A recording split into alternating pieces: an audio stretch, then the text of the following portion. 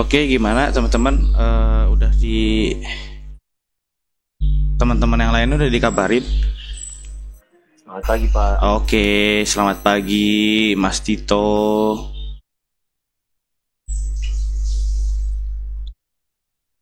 Teman-teman yang lain udah dikabarin, bro?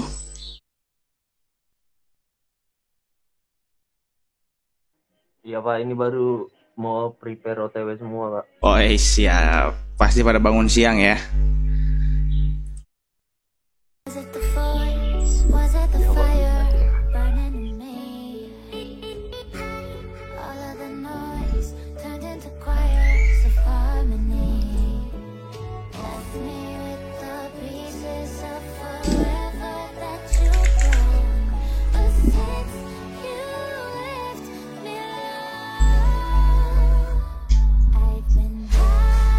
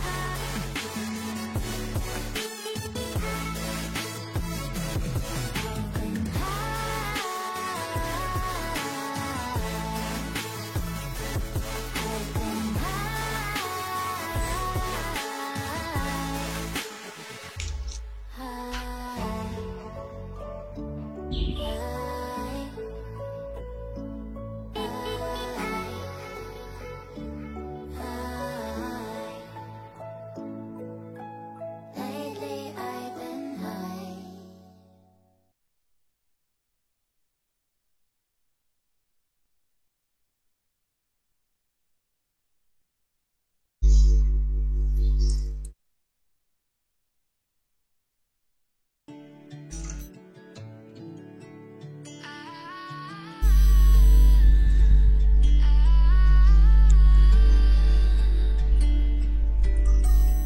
Day breaks and I'm burned by the morning light. I make the same mistake more than twice. Same song, but brand new dance. I wear out my third second chance. You take my breath and I can't get it back. Might be time for me to face the facts. The best me is with you, but I know I got a lot to prove. They think we're too damaged to fix, but we're just working through a little rust. They like to say we're just young, but I know we won't give this up. Sometimes I lose my mind, and some days it's hard to find the reason why you stay by my side. You and I break up. Ayo teman-teman yang belum melakukan absensi bisa segera lakukan absensi di link yang sudah ada di Classroom ya. Terus jangan lupa juga absensi di si akad juga dilakukan ya.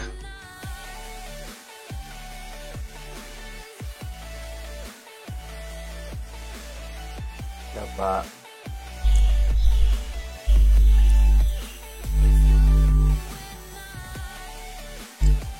Yuk kita mulai aja lah. Udah jam 9, tolong diaktifkan untuk videonya teman-teman.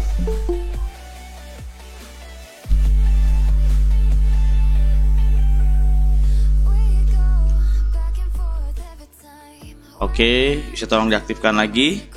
Untuk Mas Tito, Mas Indra, sama Mas Didin. Bentar, Pak. Oke, siap-siap. Oke, Pak, bentar.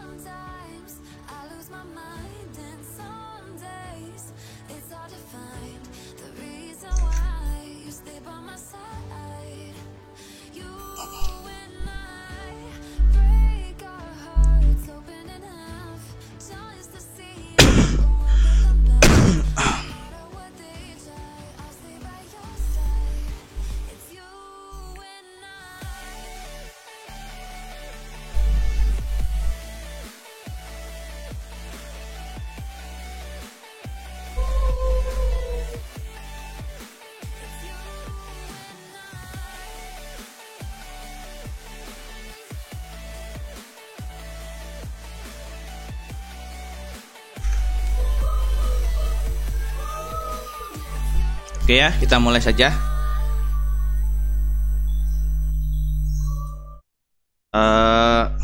Kita mulai. Bismillahirrahmanirrahim. Assalamualaikum warahmatullahi wabarakatuh. Waalaikumsalam warahmatullahi Teman-teman mohon bantuan nih ya, jika memang suara saya masih belum terdengar jelas ataupun gambar video konversinya belum terlihat jelas, bisa tolong dikabari ya. Jangan seperti yang sudah kemarin sempat hilang tapi sayanya terus porolong udah kayak jalan tol ya. Siap, mantap. Nah, alangkah baiknya sebelum kita mulai perkuliahan hari ini, tentunya kita sama-sama akan berdoa ya menurut kepercayaan dan ajarannya masing-masing. Izinkan saya untuk memimpin proses doa perkuliahan hari ini. Berdoa, kita mulai.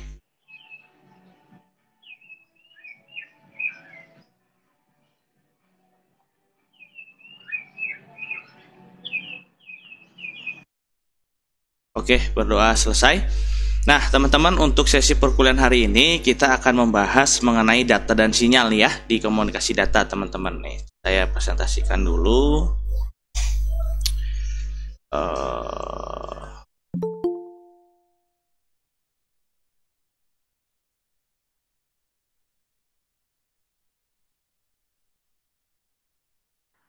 Salah. Kan ini.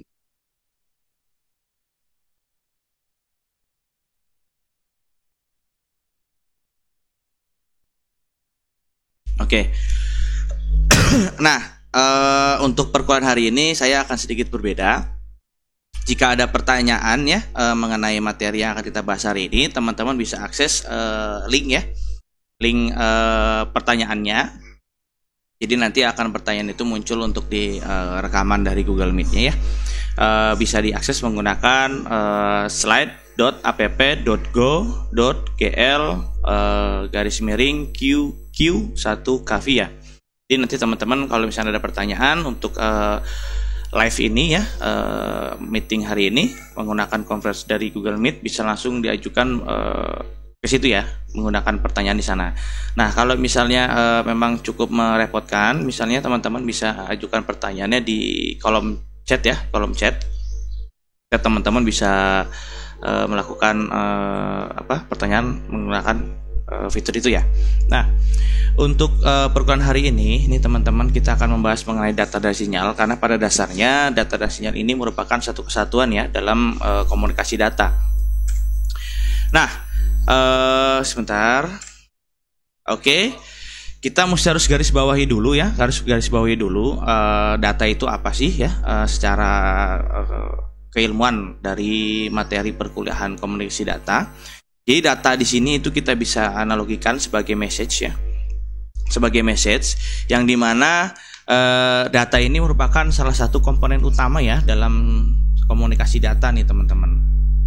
Jadi data ini merupakan bentuk informasi ya, merupakan bentuk informasi yang sangat penting ya, menjadi komponen utama yang nantinya ditransmisikan melalui media transmisi data. Nah, media transmisi data itu banyak ya, bisa menggunakan kabel, bisa menggunakan frekuensi radio ya. Nah, sebentar.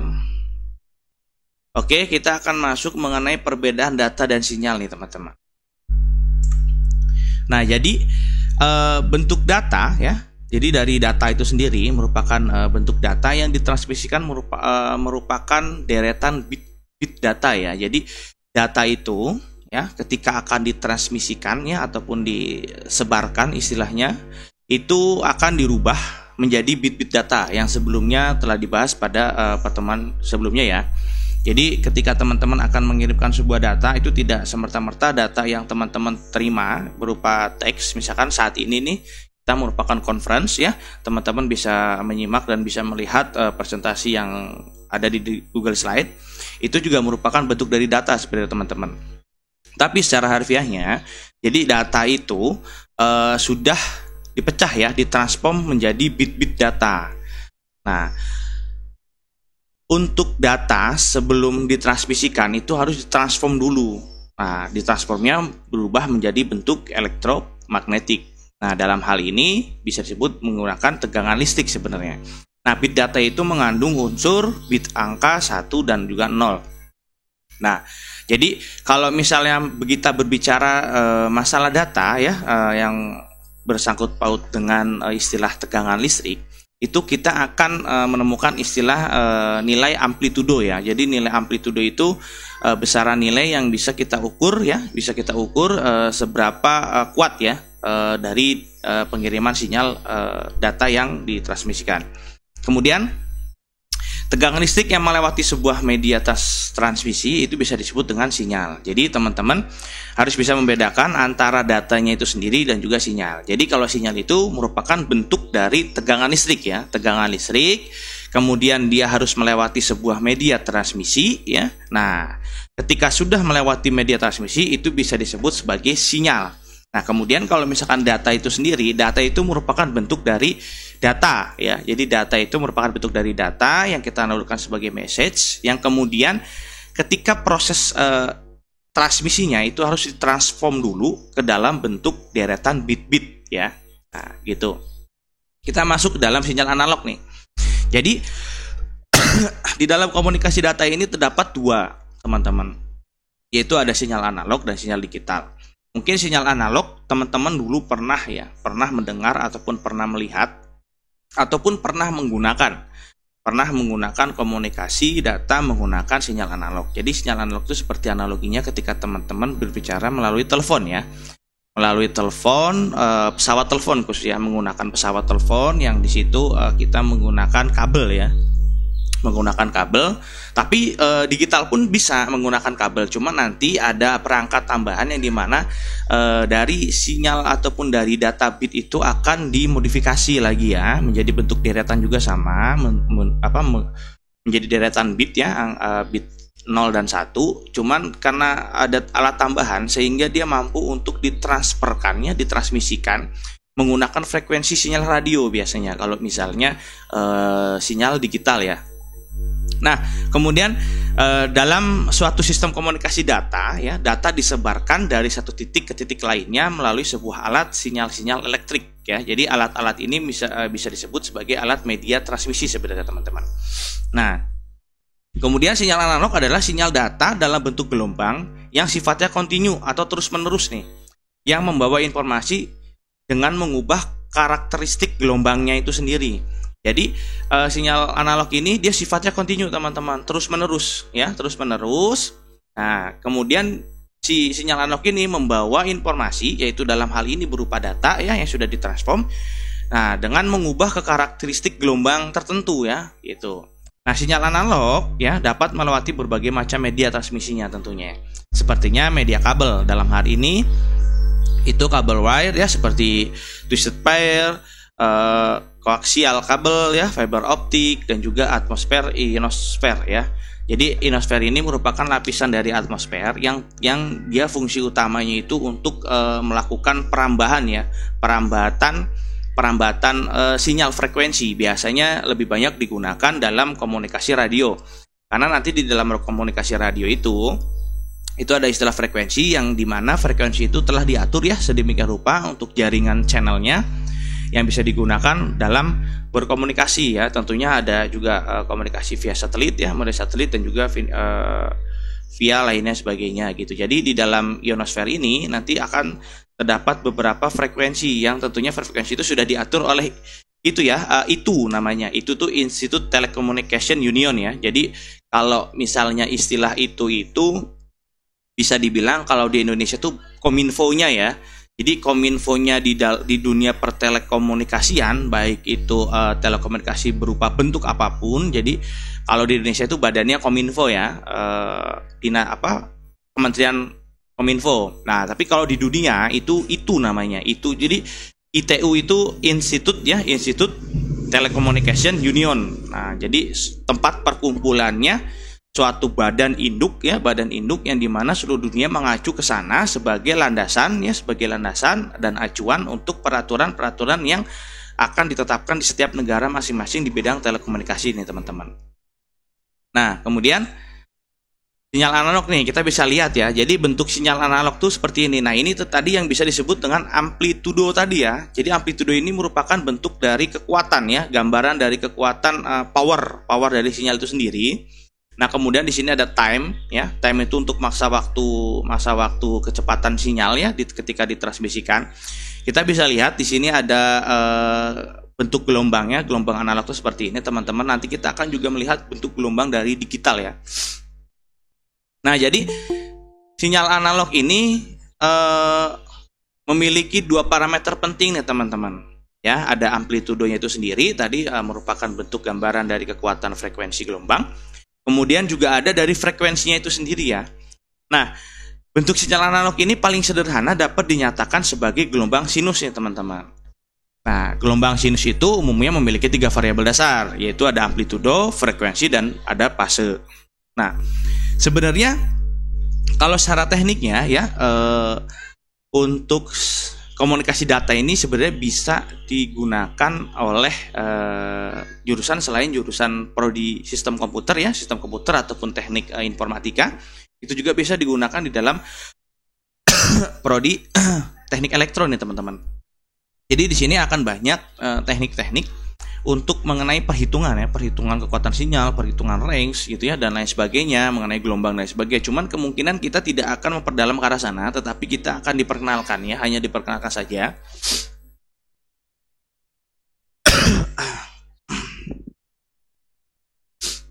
Nah, di sini kita masuk yang bagian amplitudo nih teman-teman. Jadi amplitudo itu merupakan ukuran tinggi atau rendahnya suatu gelombang. Ya, jadi patokan amplitudo itu tadi ya, kita bisa lihat di gambar sebelumnya.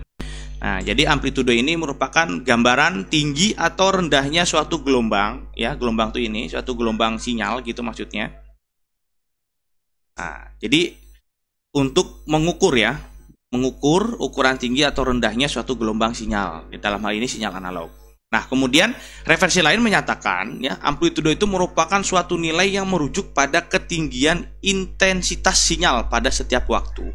Jadi dalam beberapa waktu ya, misal dalam per detik, per menit gitu, per jam gitu atau per second detik gitu, itu amplitudo akan bisa menggambarkan kekuatan gelombang sinyal. Kalau misalnya gini, kalau misalkan teman-teman ingin mencoba melihat grafik dari gelombang ya, gelombang suara, coba teman-teman colokan ya, dicolokan saja headset ya, headset kabel telepon, kabel handphone gitu ya, headset kabel handphone dengan jack 3,5 mili ya. Nah, teman-teman lakukan rekaman suara. Nah, nanti biasanya tampilan di handphone itu dia sudah bisa merepresentasikan gambaran gelombang suara yang ditangkap. Jadi ada grafik suara, nanti ada besar kecil. Nah, itu tergantung dari volume nih. Volume yang pada saat kita berbicara ini kan ada tekanan intonasi ya. Jadi nanti makanya dalam suara, dalam hasil rekaman suara ataupun dalam bentuk suara apapun ya gitu, pasti nanti akan ada menghasilkan suara itu kecil besar. Itu tergantung dari kekuatan power sumbernya. Jadi gitu seperti teman-teman. Jadi kalau misalnya teman-teman ingin melihat bentuk dari amplitudo itu di handphonenya itu sudah bisa teman-teman melihat ketika teman-teman melakukan rekaman menggunakan headset ataupun rekaman tidak menggunakan headset. Di situ akan menampilkan grafik ya, di mana grafik berupa gambaran gelombang sinyal. Jadi kayak misalkan teman-teman nih berbicara sekarang misalkan menggunakan Google Meet. Coba teman-teman lihat ada logo biru ketika teman-teman berbicara itu seperti yang saya gitu ya, ada logo naik gitu, naik turun itu merupakan bentuk dari inputan dan transferan atau transmisi sinyal itu sendiri teman-teman, sehingga teman-teman bisa mendengar gitu ya, bisa mendengar di sana suara saya bisa dengan jelas ataupun tidak jelas, nantinya tergantung dengan jaringan yang akan mempengaruhi paket bandwidth transfer data itu sendiri. Nah, kemudian intensitas sinyal dalam hal ini itu sinyal tertinggi itu kerap disebut sebagai amplitudo puncak. Nah, jadi dalam intensitas sinyal tertinggi itu ya, puncaknya kalau misalkan ini nih. Nah, ini puncak nih. Sampai titik terakhir itu merupakan amplitudo puncak ya. Jadi ini belum mencapai puncak di sini. Ini dia masih mendekati ya. Jadi belum maksimal. Mungkin powernya masih bisa ketahan gitu ya ibaratnya. Nah, jadi contohnya gini. Jumlah energi yang dibawa oleh suatu gelombang itu bentuknya sinyal listrik dalam hal ini gitu ya. Amplitudo itu diukur dengan satuan volt ya. Jadi ketika suara saya berbicara ini, kemudian si alat ya, si sinyal ini akan dirubah menjadi bentuk tegangan listrik ya. Tegangan listrik dengan satuannya volt, yaitu nanti setelah suara itu sudah dikonversi dalam bentuk tegangan listrik gitu ya. Nah, nanti akan ditransform, dipecah menjadi bit-bit tadi, deretan bit. Nah, nanti deretan bit itu akan menyimpan sebuah data sebenarnya. Nah, sehingga data tersebut teman-teman bisa mendengar apa yang saya bicarakan saat ini. Itu analogi seperti itu, teman-teman. Nah, kita masuk ke bagian frekuensi. Jadi, frekuensi itu adalah jumlah siklus gelombang rate ya, gelombang rate dalam putaran per detik biasanya. Nah, satuan frekuensi itu adalah hertz ya. Nah, parameter ekuivalen dari frekuensi itu ada istilah namanya periode ya, atau simbolnya T. Nah, suatu sinyal merupakan waktu yang diambil untuk satu pengulangan. Jadi T sama dengan 1 per F. Nah, jadi maksudnya gimana? Jadi gini, dalam menghitung periode dengan hubungannya dengan frekuensi itu ada yang namanya parameter periode. Nah, rumusnya itu adalah T itu berarti periode ya, periode. Kemudian sama dengan 1 itu dalam hitungan detik ya, maksudnya 1 dibagi F, berarti berbagi dengan frekuensi, jumlah frekuensinya gitu ya. Nah, kemudian ada juga yang mengistilahkan periode itu adalah waktu yang dibutuhkan untuk satu gelombang ataupun satu periode dalam hitungan detik. Nah, jadi maksudnya 1 per F itu merupakan 1 detik teman-teman, ataupun sekon ya, masukannya 1 detik per sekon. Jadi 1 detik ini 1 per frekuensi, yaitu sama dengan periode hasilnya. Nah, kemudian hubungannya apa? Hubungan antara periode dan frekuensi itu adalah saling berbanding terbalik. Jadi misalnya begini, jika frekuensinya itu bernilai negatif gitu ya, bernilai negatif gitu, maka hubungan periodenya akan bernilai positif. Nah, begitupun juga sebaliknya. Jika periode bernilai positif, maka frekuensinya akan bernilai negatif. Jadi hubungannya 1 dan 0 tetap. Intinya 1 dan 0 ya, bit 1 dan 0. Cuma nanti akan berbalik arahnya. Jadi akan ada panah yang menunjukkan ada perbalikan mengenai periode ini gitu. Nah, kemudian masuk lagi nih. Ada istilah sebutannya lagi ya, di dalam frekuensi itu juga ada yang namanya panjang gelombang nih teman-teman. Jadi panjang gelombang itu disimbolkan dengan lambda ya, simbol lambda. Nah, itu panjang gelombang itu apa sih gitu? Jarak yang dilalui untuk menempuh satu gelombang atau waktu tempuh yang dilalui satu gelombang periode tadi, yang per detik tadi si periode tadi. Jadi dalam frekuensi itu ada istilahnya panjang gelombang ya, atau rate ya, rate panjang gitu. Nah, kemudian rumusnya itu disimbolkan menggunakan lambda. Nah, jadi kalau misalnya ada pertanyaan ya, panjang gelombang itu apa sih gitu kan? Panjang gelombang itu adalah jarak yang dilalui untuk menempuh suatu gelombang. Atau misalkan istilah lain, waktu tempuh lah. Kita mesti ingatnya, panjang gelombang adalah waktu tempuh yang dilalui oleh satu gelombang dalam periode tertentu. Hubungannya apa antara panjang gelombang dengan frekuensi? Ya. Nah, hubungannya adalah kita bisa rumuskan. Jadi lambda itu sama dengan C. C itu merupakan kecepatan gelombang lalu dibagi dengan frekuensi, gitu ya. Jadi seperti itu rumusnya.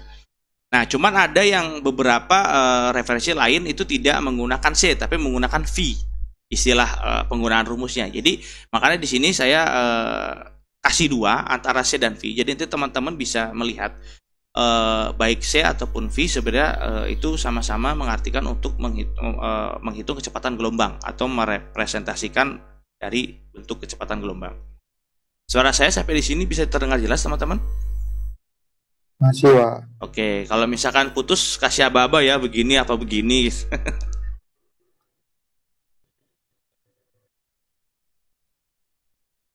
Oke, persamaan ini sebenarnya ya tidak menjadi baku perhitungan ini ya. Tapi kalau untuk hitungan rumusnya baku ya, cuman dalam proses implementasinya. Jadi untuk perhitungan ini itu teman-teman bisa digunakan bisa tidak, tergantung media transmisi apa yang teman-teman gunakan. Karena pada setiap media transmisi itu akan berbeda-beda hitungannya karena akan mempengaruhi panjang dari gelombang itu sendiri, teman-teman.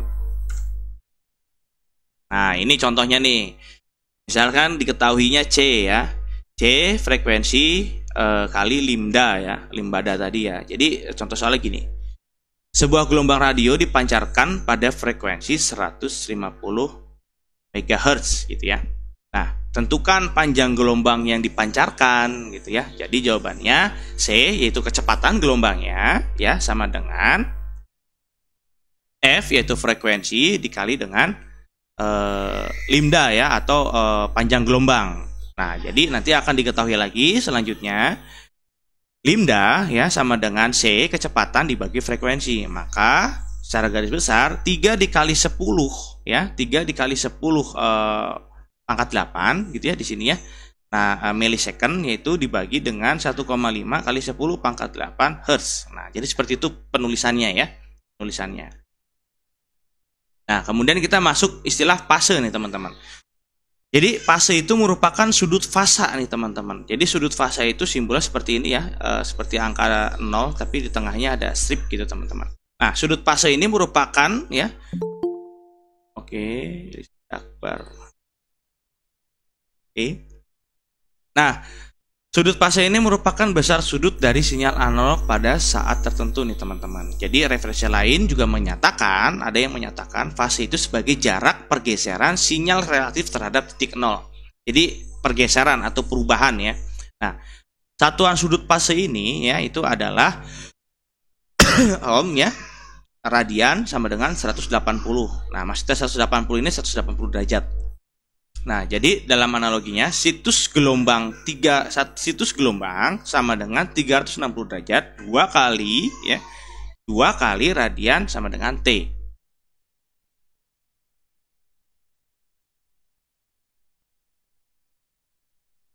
Nah, kita bisa lihat nih teman-teman. Ya, contoh implementasinya ini merupakan sinyal analog ya. Ini sinyal analog.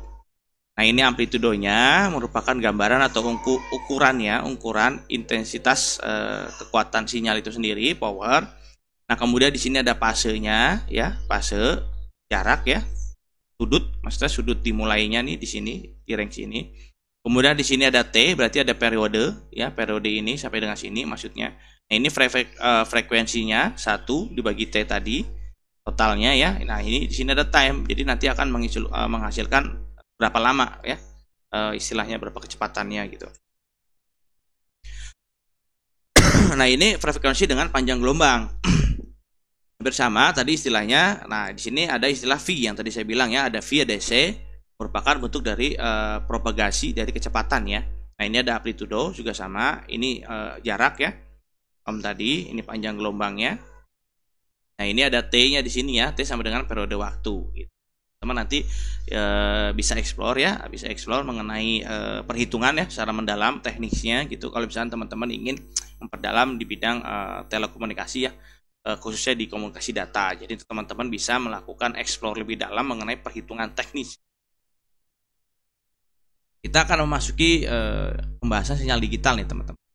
Jadi sinyal digital itu sebenarnya saat ini teman-teman sudah bisa merasakan ya, hampir seluruh telekomunikasi yang ada di Indonesia saat ini sudah beralih dari sinyal analog ke sinyal digital.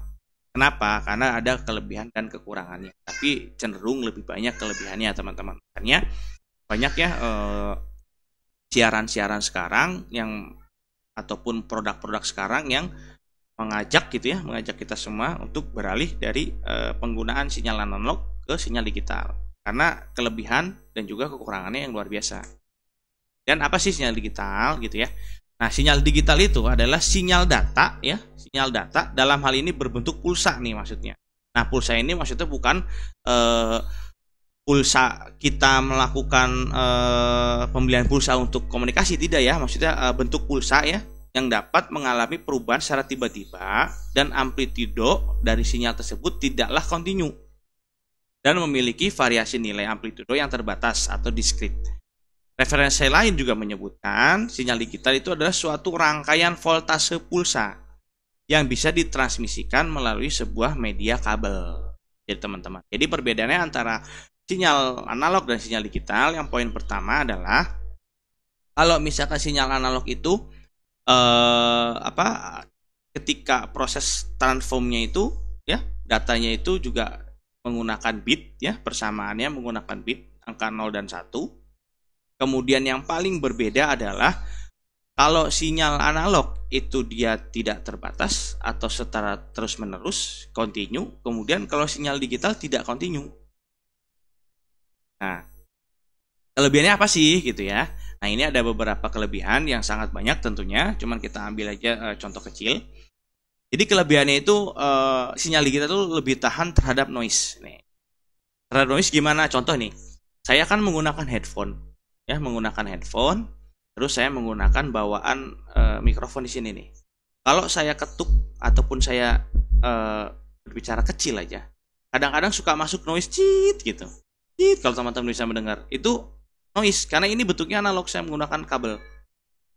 Ya, di sini untuk awal sumbernya menggunakan analog. Tapi kalau misalkan saya telepon ya, atau misalkan teman-teman menggunakan handphone tapi tidak menggunakan perantara, teman-teman mendengar langsung dari speaker, maka itu nanti sudah bentuknya digital. Jadi noise-nya itu di tempat transmisi datanya atau di perangkat tersebut sudah diredam. Jadi ada istilahnya namanya noise cancelling.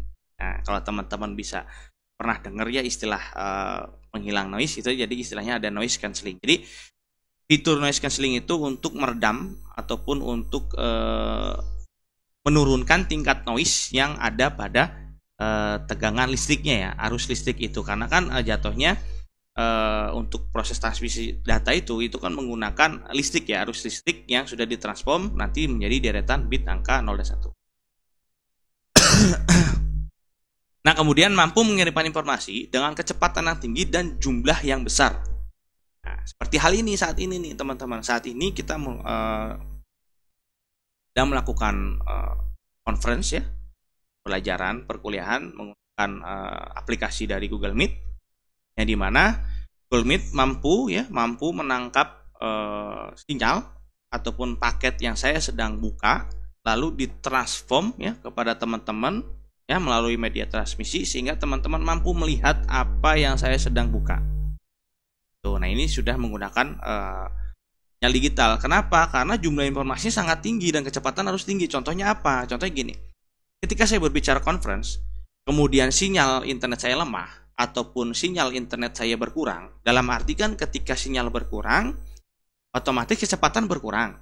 Kecepatan berkurang itu akan bersinggungan dengan bandwidth yang diterima dan juga yang dikirim.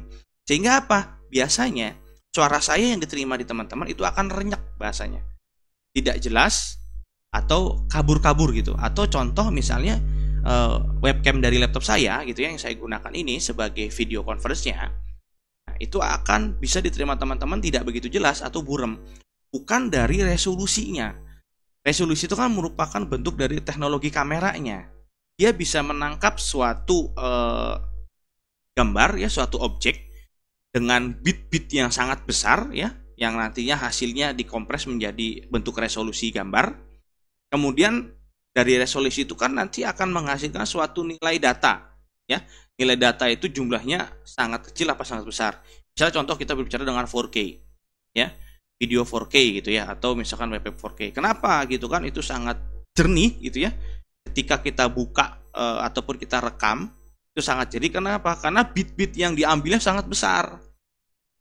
Datanya pun juga size-nya akan sangat besar. Gitu. Tetapi dalam konteks hal ini, sinyal digital itu dia mampu mentransferkan data dengan kecepatan tinggi dan jumlah data yang cukup besar. Tetapi balik lagi dengan sistem jaringan yang kita gunakan. Kalau misalkan jaringan yang kita gunakan baik, maka data yang akan ditransform ke teman-teman itu akan sangat baik hasilnya. Teman-teman bisa melihat warnanya jernih, teman-teman bisa melihat bentuknya, teman-teman bisa melihat gambar saya dengan bagus gitu ya, tidak ada buram dan lain sebagainya gitu. Nah, sinyal digital ini memiliki dua keadaan, yaitu sama ya, bit 0 dan bit 1. Nah, contohnya begini. Bit 1 itu akan diwakilkan oleh tegangan listrik plus 1 volt ya. Dan bit 0 itu akan diwakilkan oleh tegangan listrik min 1 volt. Nah, ini kita lihat ya. Nah, di sini kita bisa lihat nih teman-teman, ini ada plus 1 volt, di sini ada min 1 volt. Lalu di bawahnya ada plus 1 volt ditambah 0,5 volt. Nah, ini kan ada tambahan nih. Tambahan kekuatan daya ya, daya listrik. Nah, kita bisa lihat di sini ya. Ada 1 0 0 1 gitu kan. 0 1 1 0. Itu apa sih gitu kan? Nah, kita mesti lihat di sini ya. Ketika bit 1 diwakilkan oleh listrik plus 1 dan 0 diwakilkan oleh min 1. Jadi gini. Karena ini bentuknya sinyal digital berbeda dengan analog ya. Nah, jadi biasanya kalau misalkan dari keilmuan algoritma ya, angka biner ya, ibaratnya angka biner 0 dan 1 itu diartikan true on false. Nah, jadi 1 ini true, 0 ini false, makanya dia turun ke bawah. Tetapi dalam konteks transmisi data dalam hal ini sinyal digital, saya entah ya, itu akan mempengaruhi antara kebenaran true atau false, atau istilahnya si data itu apakah dia akan dinilai itu apa ada data yang salah apa data yang benar. Saya masih belum mengetahui. Nah, tetapi ketika kita melihat proses ini di sini ada 8 bit nih teman-teman. 8 bit ya. 1 2 3 4 5 6 7 8. Nah, 8 bit ini itu sama dengan 1 byte. Ya, 1 byte data. Jadi ketika teman-teman banyak kan mendengar istilah kecepatan internet lu berapa? Kan 1 mega ya. Jadi sebenarnya mega itu ada megabit, ada megabyte. Nah, jadi teman-teman ketika menggunakan paket data dari beberapa provider itu terkadang kalau misalkan kita belum mengetahui, kita merasa gede ya kecepatannya, misalkan IndiHome 20 gitu ya. 20 Mbps gitu kan bacaannya. Tetapi kalau kita tanya kepada salesnya, kadang-kadang salesnya pun masih belum mengetahui ini apakah megabyte atau megabit. Kalau misalkan megabit, berarti kan 1 bitnya aja ya, 8 bit itu sama dengan 1 byte. Berarti kalau misalkan 20 Mbps, berarti kan 20 megabit, bukan megabyte. Nah, jadi akan berbeda nanti hasil kecepatannya gitu, teman-teman. Nah, kemudian di sini kita bisa lihat ya, ada 11, 01, 10, 01. Nah, ini kan merupakan bentuk konversi dari angka biner ya, bilangan 0 dan 1. Tapi kita bisa lihat di sini di amplitudonya. Di sini ada power tambahan. Ya, power tambahan berarti analoginya sinyal yang diterima dan juga akan ditransfer itu akan 2 kali lipat hasilnya. Ya, dan jumlahnya pun akan 2 kali lipat. Kenapa? Karena dari tegangan amplitudenya sudah terlihat bahwasanya itu sudah menggunakan tambahan daya ya, atau bisa disebut dengan istilahnya kalau misalnya kita berbicara suaranya pas lagi kenceng gitu, mungkin dB-nya itu tinggi. Nah, dari gambar tadi kita bisa simpulkan nih teman-teman ya. Jadi sinyal digital itu terdiri dari 8 bit dalam satuan detik. Nah, 8 bit sama dengan 1 byte. Nah, pada gambar yang di atas itu menunjukkan kecepatan pengiriman dalam jumlah 1 byte ya. Nah, kemudian gambar yang di bawah itu menggunakan pengiriman dengan jumlah 16 bit. Berarti 2 kali lipatnya. Berarti kan jatuhnya datanya size-nya lebih besar, kecepatannya pun juga lebih tinggi yang dibutuhkan. Itu. Nah, kemudian dalam kata lain berarti perhitungannya adalah 2 kali 8 bit sama dengan 16 bit. Makanya hitungannya kenapa bisa muncul 16 bit yang bagian bawah gitu ya, karena ada tambahan tadi dari volume ya, volume voltnya gitu ya. Kemudian keuntungannya ya, tambahan dari keuntungannya nih yang umum ya. Sistem digital itu hanya menangani 2 macam sinyal ya, on or off. Mudah mendeteksi itu apa sih? Maksudnya gini, kalau sinyal analog kan langsung mereka transmisinya, tetapi kalau sinyal digital itu mampu dibuat oleh coding teman-teman. Jadi teman-teman mampu membuat suatu program aplikasi yang dimana program aplikasi itu mampu untuk memanage ataupun mengkontrol dari sinyal digital. Contoh Telkom gitu ya, perusahaan Telkom. Contoh misalnya MNC ya, perusahaan telekomunikasi ya, dan lain teman-teman sebagainya. Dia mempunyai software yang dimana software itu mampu untuk mendeteksi ketika sinyal lagi jelek, mendeteksi ketika ada kecepatan sinyal dalam proses transmisinya, mampu mendeteksi terjadi gangguan sinyal di titik apa, titik mana, sebelah mana, pada jam berapa, pada waktu berapa, terus mampu mendeteksi kehilangan data gitu ya. Datanya ini yang hilang di bagian apa, di per second detik yang mana gitu. Nah, jadi dengan kehandalannya menggunakan sistem digital itu mampu bisa menerapkan pada sisi bisnis ya, dalam hal ini korporasi itu bisa lebih efektif gitu. Nah, dalam pembuatan rangkaiannya itu lebih mudah ya, jadi hanya butuh beberapa alat-alat saja, tidak seperti sinyal analog ya, yang memang harus menggunakan kabel yang luar biasa panjang gitu ya dalam proses perangkaiannya, perhitungannya, jumlahnya juga harus bagaimana, kemudian dalam peletakan sisi ya, dari segi geografis juga harus diperhitungkan, kemudian dan juga ancaman-ancaman kalau menggunakan sinyal analog. Tapi sinyal digital pun juga tetap sama, dia juga ada ancamannya kerusakan pada server transmitternya, kerusakan pada server penerimanya ya, atau receivernya, atau kerusakan atau dan hilangnya perangkat perangkat untuk memancar sinyal digitalnya. Nah, kemudian sinyal digital ini dapat dikompres ya, walaupun meski harus mengorbankan kualitas. Nah, jadi kebutuhan frekuensi itu sebenarnya dapat dikurangi dalam hal pengiriman. Jadi contohnya begini. Di dalam Google Meet ya, teman-teman bisa lihat ya, di dalam Google Meet nih teman-teman bisa lihat, masuk ke menu setelan ya. Kemudian ada video.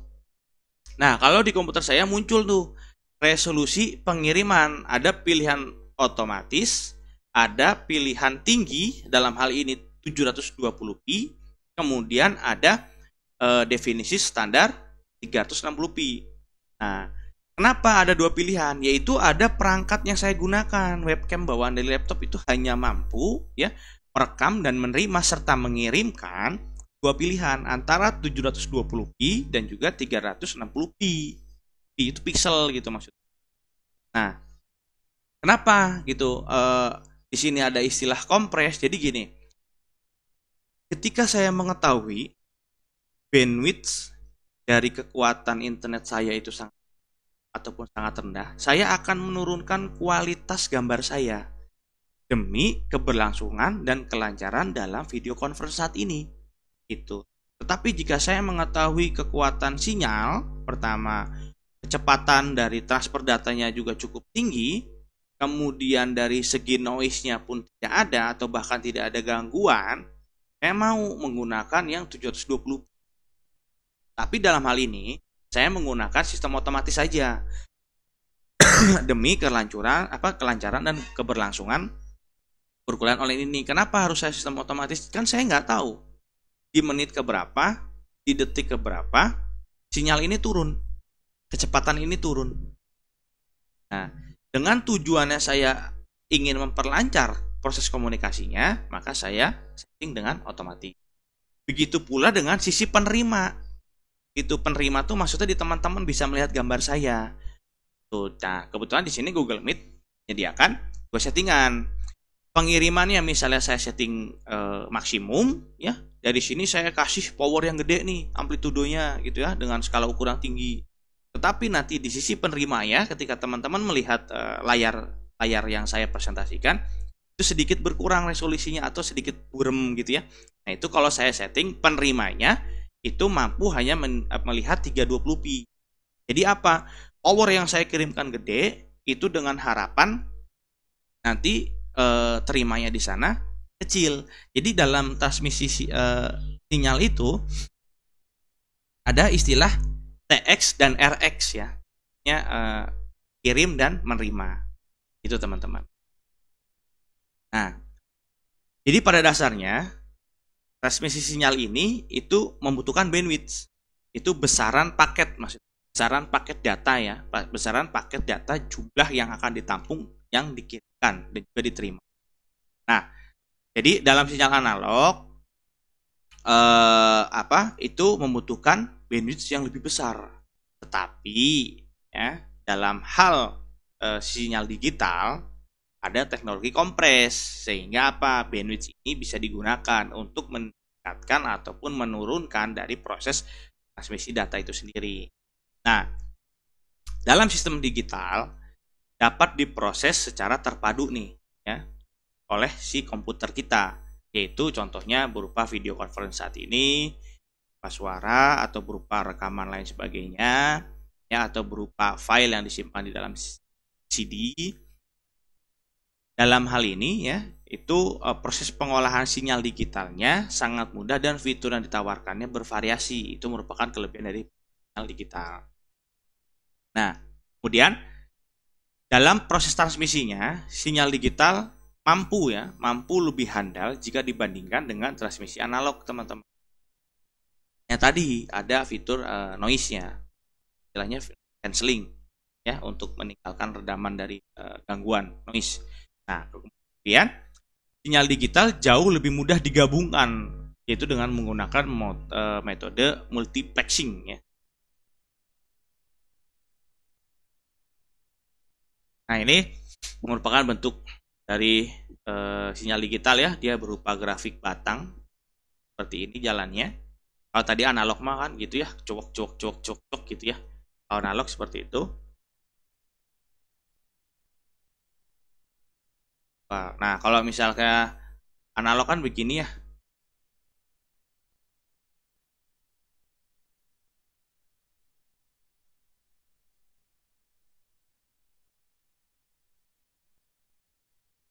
Ya, teman-teman bisa lihat tampilan yang baru.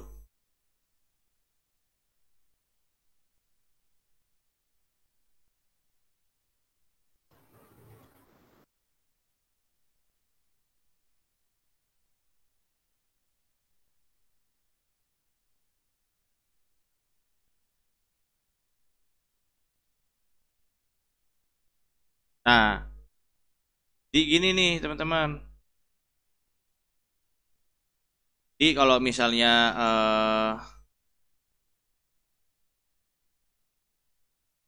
jadi kan perbandingannya gini nih. Kalau misalnya kita sinyal digital itu kan ini amplitudo ya, ini amplitudonya. Gambar saya kelihatan nggak teman-teman? Kelihatan Belum Pak. ada gambar, Pak. Belum ada gambar. Ya. Bentar, Belum ada garisan, masih polos kertas. Masih kosong kertasnya. Kosong.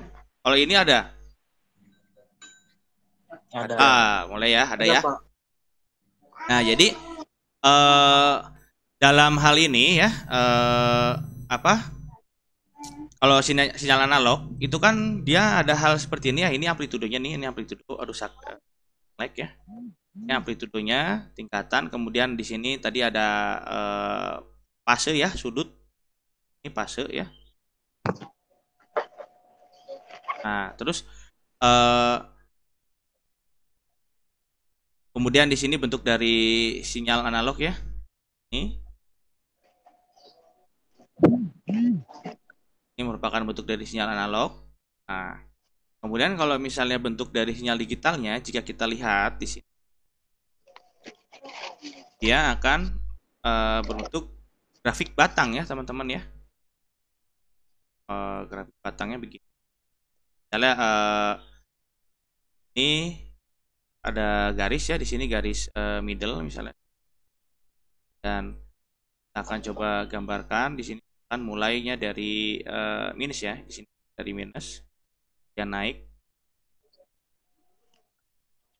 Jadi ini itu akan mempengaruhi tingkat proses transmisi datanya ya. Jadi ini tergantung dari jarak rank. Jadi di sini nanti akan ada rank teman-teman. Yang seperti rumus yang tadi sudah di apa? Yang sudah digambarkan gitu teman-teman. Nah, coba kita lihat lagi yang bentar.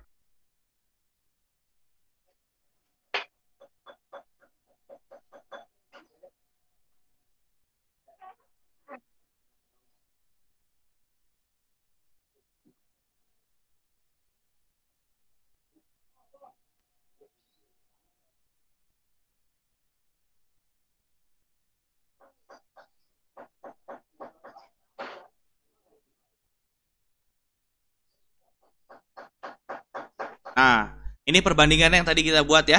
Jadi sudah sangat terlihat jelas. Jadi teman-teman mampu bisa membedakan mengenai sinyal analog dan juga sinyal digital ya untuk grafik gambarnya gitu ya.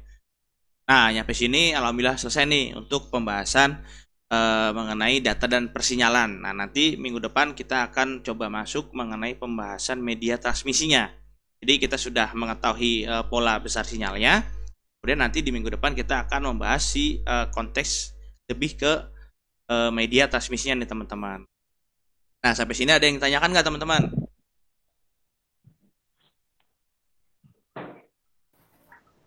Belum ada, Pak. Belum ada, masih aman ya berarti? Aman. Alhamdulillah. Jadi pokoknya gitu. Kalau misalkan teman-teman ada yang ingin tanyakan, bisa langsung kirimkan email atau menggunakan WhatsApp ya. Tadi udah saya kirimkan juga. Nah, berarti sekarang jam berapa ya? Sekarang sampai jam berapa sih? Kita perkuliahan sampai jam 9.40 Pak. Oh, kita sudah terlalu lama ya, terlalu lama 5 menit. Oke, kalau begitu kita cukupkan saja pertemuan hari ini. Terima kasih kepada teman-teman yang telah mengikuti perkuliahan hari ini. Semoga teman-teman senantiasa bisa mengikuti saya sampai dengan akhir semester ya. Nah, mungkin nanti saya sampaikan beberapa rancangan yang nanti UTS ya, UTS dan juga UAS paling ada tugas besar yang dimana tugas besar itu teman-teman akan minta buatkan bentuk logbook ya. Jadi bentuk dari rangkuman perkuliahan lah selama perkuliahan itu tugas besarnya dan cukup membantu untuk mengangkat penilaian ya. Jadi nanti logbook itu akan digunakan saya untuk mengevaluasi apa yang telah saya sampaikan, kemudian jauh mana teman-teman sudah bisa pahami gitu ya. Nah, jadi sampai itu aja. Nanti untuk mengenai teknis kapan dan deadline-nya kapan, nanti saya akan jadwalkan di classroom, di teman-teman pantau ya classroomnya. Oke, sebelum kita akhiri, mari sama-sama kita mengucapkan hamdalah ya. Alhamdulillah. Perkuliahan hari ini selesai. Terima kasih kepada teman-teman. Semoga teman-teman senantiasa dalam perlindungan Yang Maha Pencipta Subhanahu wa taala, selalu dimurahkan rezekinya dan selalu dalam keadaan sehat walafiat ya, baik jasmani rohani, agar kita bisa bertemu nanti di genap ya. Mudah-mudahan kita bisa genap, ataupun kalau misalnya tidak bisa bertemu, seenggaknya kita bisa sapa menyapa hello di kampus ya, karena sudah tatap muka mudah-mudahan ya. Oke, saya akhiri. Billahi taufiq wa hidayah. Wassalamualaikum warahmatullahi wabarakatuh. Waalaikumsalam.